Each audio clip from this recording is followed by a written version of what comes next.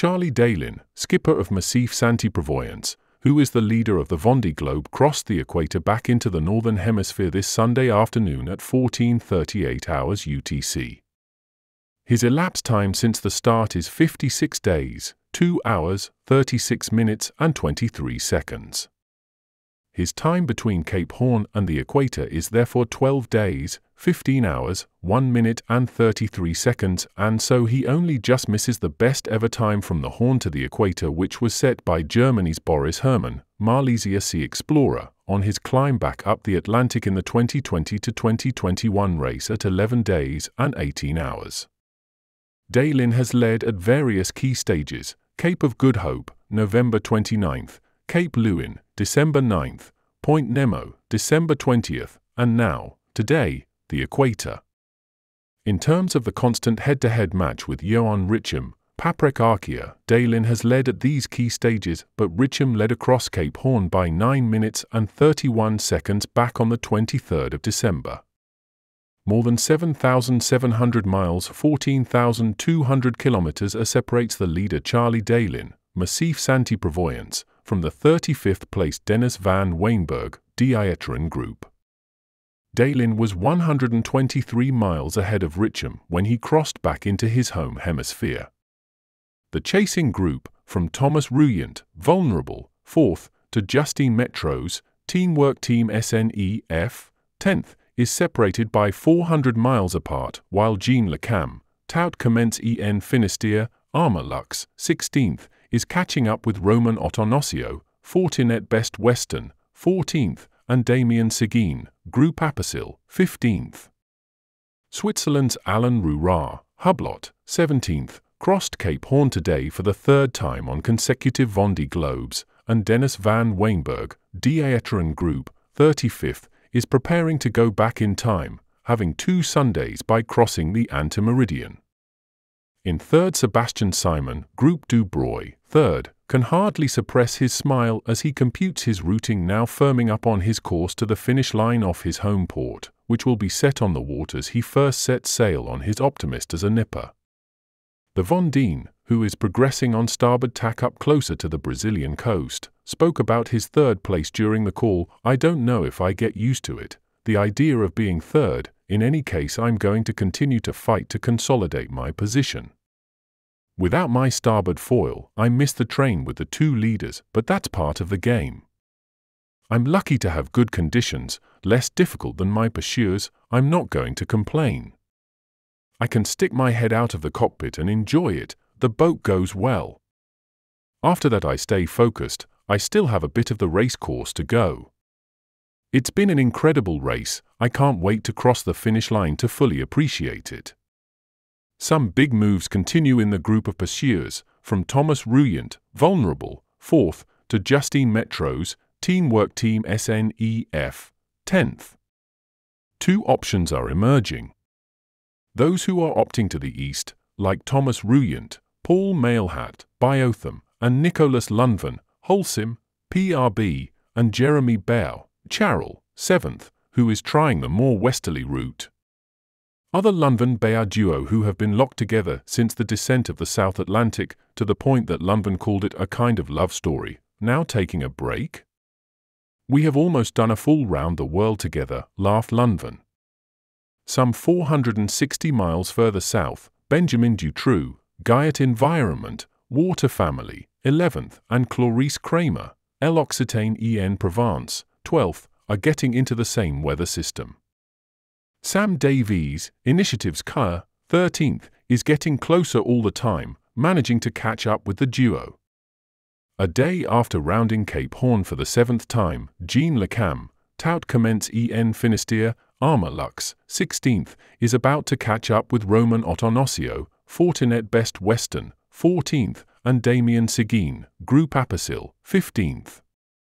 These 2 had no choice but to head west and are coming up against an anticyclone, which is benefiting King Jean, who looks set to be joining their company in the early part of this week. A little further back, Rourard really enjoyed the pleasure becoming a 3rd-time Cape Horner. After having had to battle in virulent conditions in recent hours, rounding this legendary cape was synonymous with deliverance and intense happiness.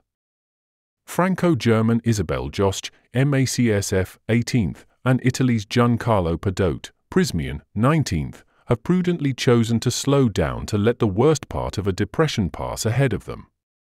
They have resumed their route this Sunday and are expected tomorrow morning at Cape Horn, in conditions that will still be pretty tough. Increasingly, all behind them are focusing more and more on the forecasts for their route into Cape Horn. A new front is incoming. If Benjamin Ferré, Monoya, duo for a job, 20th, looks set to stay ahead of the worst part of it concerns the next group, led by Tanguy Leturquet, Lazare, 21st. And towards the back of the fleet, Oliver here, Tutgut, 30th, should arrive in the area where icebergs were spotted and so will step up his vigilance in line with information from race direction. Manuel Cousin, Coup de Paus, 33rd, and Fabrice Amedio, Nexans, Wewise, 34th, are upwind, then reaching for a few more days while a depression deepens to the east of New Zealand. This system concerns Dennis van Weinberg, Diateran Group, 35th, who is time traveling. Crossing the antimeridian, he will step back in time to have 2 Sundays.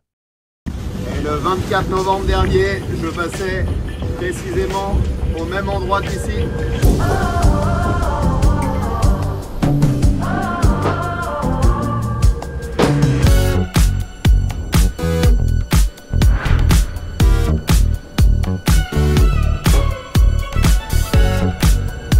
Bon, c'est le retour du t-shirt sur Massif Santé Prévoyance. Après des semaines et des semaines de polaire, de couche intermédiaire, de sous-couche, de surcouche, de sur-surcouche. C'est le retour du t-shirt depuis hier et ça fait du bien. C'est bien de retrouver des températures clémentes sur le bateau et je vais vous montrer à quoi ça ressemble dehors. Voilà, celui-là est le hublot que j'ai pu réouvrir aussi pour aérer un peu, faire baisser un peu la température qui commence à monter un peu dans le cockpit. Il fait gris, il n'y a pas longtemps encore il y avait un grand soleil.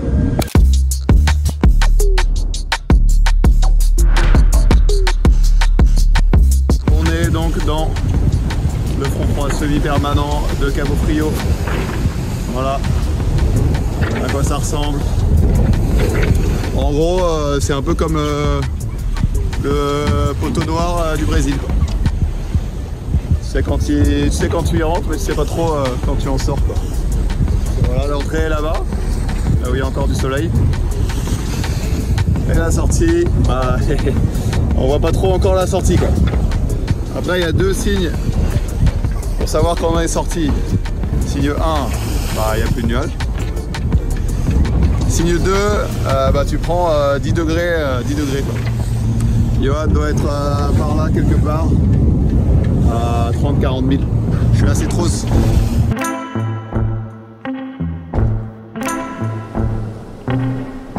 Voilà, c'est un petit peu différent de ce que je vous ai montré hier. Regardez. Regardez, c'est très menaçant tout ça. C'est menaçant de partout. Menaçant devant. Menaçant derrière. Voilà. Je suis entouré de grains, de fronts, de machin. On sait pas. Franchement, c'est compliqué. Franchement, ce qui est cool, c'est que au dernier classement, on a repris la tête. Mais bon, vu la tête des grains et des alentours, c'est possible qu'on s'échange la première place comme ça plusieurs fois. Mais en tout cas, c'est cool. Ça fait longtemps que j'avais pas été en tête. Et ça, c'est top. Ouais, là je fais le malin en t-shirt sur le fond du bateau. Je pense que dans quelques minutes, il va y avoir un gros changement de décor.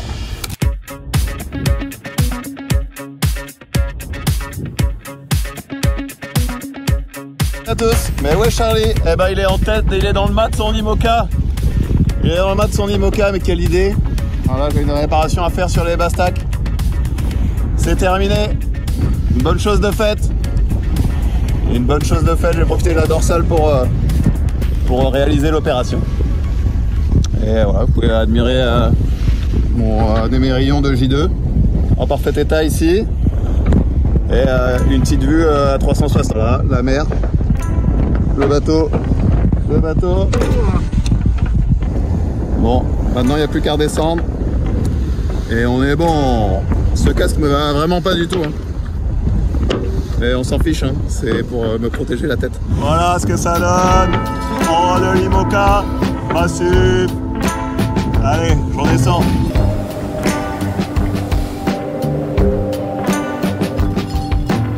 Et le 24 novembre dernier, je passais précisément au même endroit qu'ici. Ça y est, j'ai bouclé ma boucle autour de l'Antarctique. Une bonne chose de faite. On est au large de Salvador de Bahia. Des bons souvenirs, Salvador.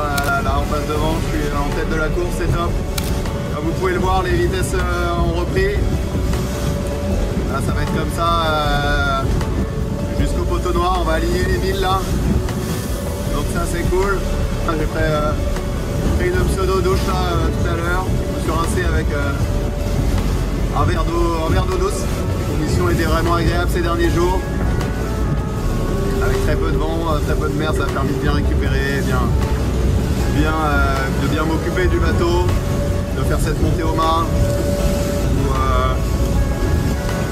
Je souhaite une bonne fin de journée et à bientôt.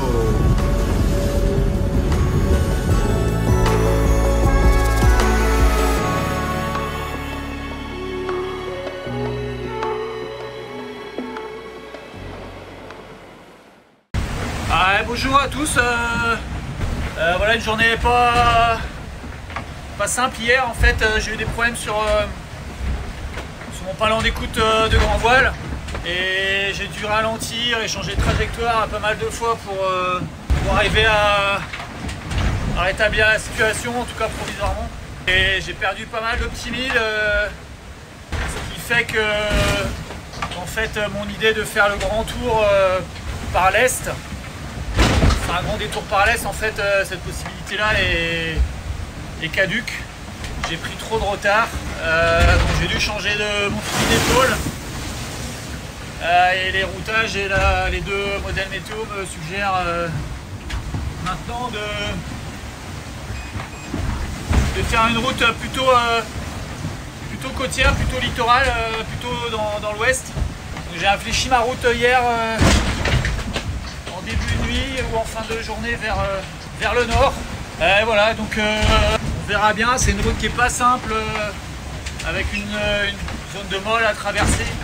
Je pense que je vais être le premier à tomber dedans. Donc derrière, Sam, Boris, Justine risquent de revenir. Et puis ça va partir petit à petit. J'espère que je passerai pas trop de temps dans cette zone de transition.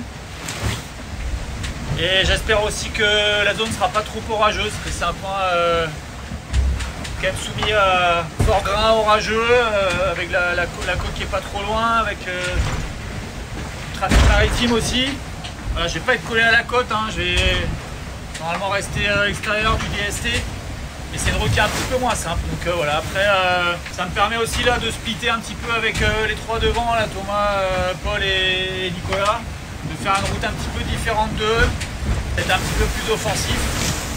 Voilà, la situation météo est pas simple, les modèles l'abordent vraiment avec difficulté. Vous trouvez sa route là-dedans, c'est compliqué pour tout le monde. Et voilà, je vais essayer de tirer le maximum de cette option. Et puis aussi, dès qu'il y aura un petit peu moins de vent, d'aller faire quelque chose de définitif sur mon palan de GV. J'ai pas envie de me faire prendre dans un orage avec le palan qui explose. Donc voilà les nouvelles. Il y a un petit peu moins de gras, ça s'est dissipé là depuis une petite heure. Il y a toujours un petit peu de mer, mais elle est un petit peu plus d'ouest. Donc comme je progresse vers le nord, elle est un petit peu plus de travers, c'est un peu moins violent. Et voilà tout. Pour l'instant ça avance, donc pourvu que ça dure.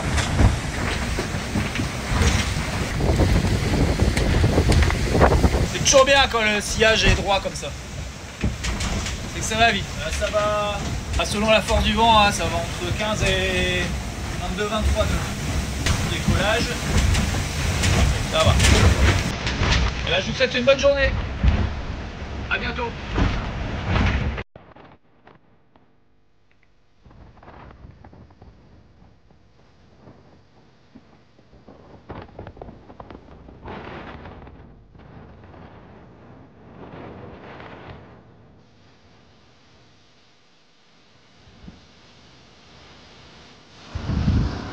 fait nuit, on voit que dalle, mais on s'en fout. Vous voyez là? C'est mon pote. Ça c'est mon pote, ça. C'est Lord. Ça c'est Lord, quoi. C'est bon, ça. C'est un peu désiré, hein, vraiment, mais purée, c'est bon d'être là, quoi. Le bateau est entier, on est au Cap Horn. On en a chié cette nuit, mais on en a chié. C'était fort, c'était dur, mais c'est passé, quoi. Ah, maintenant, à l'instant où je vous parle, là, je rentre dans l'Atlantique. Ça y est, c'est fini l'océan Pacifique. Salut le Sud. Oh la vache! Qu'est-ce que c'est beau, mais qu'est-ce que ça en valait la peine, bordel, de se faire chier dans le sud! Oh, qu'est-ce que ça en valait la peine, mon Dieu! Qu'est-ce que c'est beau! Qu'est-ce qu'on se sent tout petit, quoi! Mais tout petit! J'ai eu la chance de le passer 3 fois! Et 3 fois en course sur ces bateaux qui sont absolument dingos. C'est dingue d'être là, quoi. Alors on va en dérouler, on va en mettre de la vache. On va se remettre en mode course parce que le vent il s'est calmé. Dieu, si c'est beau, quoi. Voilà, ça c'est nous, le petit bateau. Ça c'est l'île du Horn et ça c'est le Cap Horn. Voilà les gars. Control Cabo de Hornos de la Armada de Chile, que lo llamo, campeón. Sí, hola, buenos días. Este es el barco del Vendée Globe. Y bueno, he pasado el Cabo Horno hace 30, 40 minutos. Recibe la información, muchas gracias. Entiendo, usted es el capitán Alan Roura, campeón.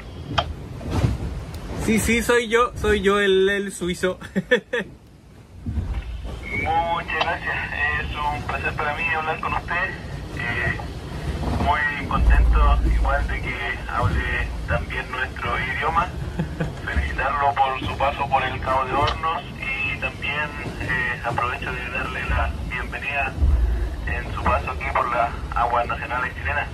Ah, j'ai avoir une conversation assez longue avec le garde du phare et c'est assez c'est hyper stylé, quoi. Déjà il était trop content parce que c'est la première fois qu'il peut parler espagnol et donc on a pu avoir une vraie conversation, donc c'était hyper chouette. Je sais pas, c'est magique de se dire que, je sais pas, il y a toute une famille qui habite dans ce phare et de pouvoir échanger avec eux,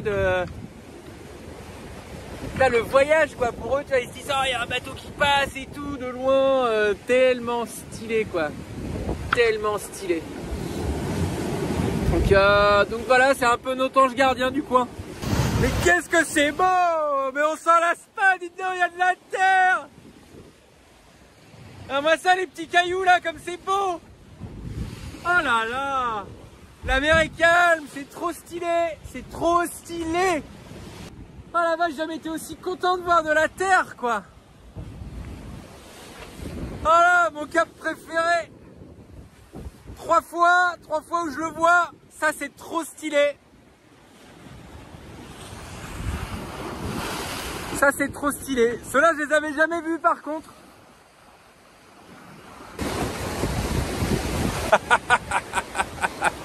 Je suis tellement content. Il faut pas grand chose pour être heureux, hein. Un petit Cap Horn de temps en temps. Voilà, tous les 4 ans. Ah la vache. Bon, c'est pas mal. Bon, il est quelle heure? Il est l'heure du café? Je crois qu'il est l'heure du café. La plus belle montre du monde, avec le plus beau cap du monde. Ça c'est beau, ça. Ça c'est beau, ça.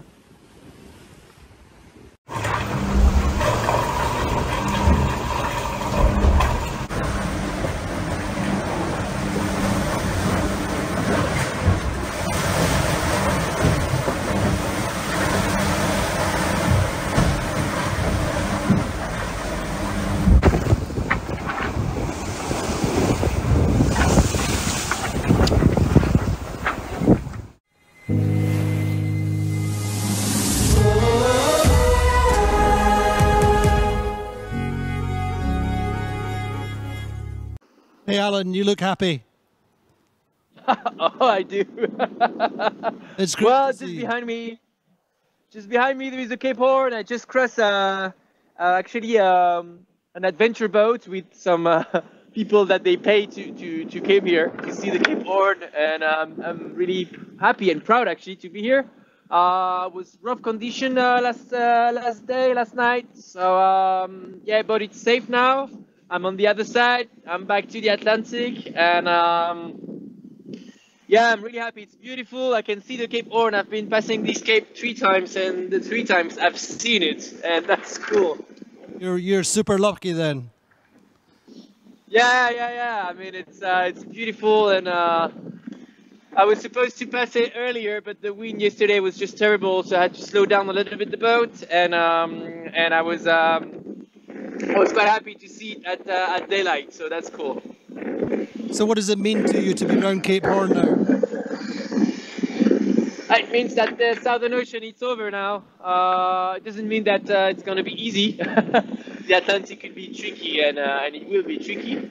But really happy to be here now, to be safe, to have a safe boat, and to keep racing, because we spent so many days on the Southern Ocean without pushing the boat, and that was that fun actually. You've got a racing boat and you're sailing 80% of it, 70% of it, because the sea state is too bad, and I just want to push 100% again and be racing mode again. So pretty happy to be back. My boat is in good shape.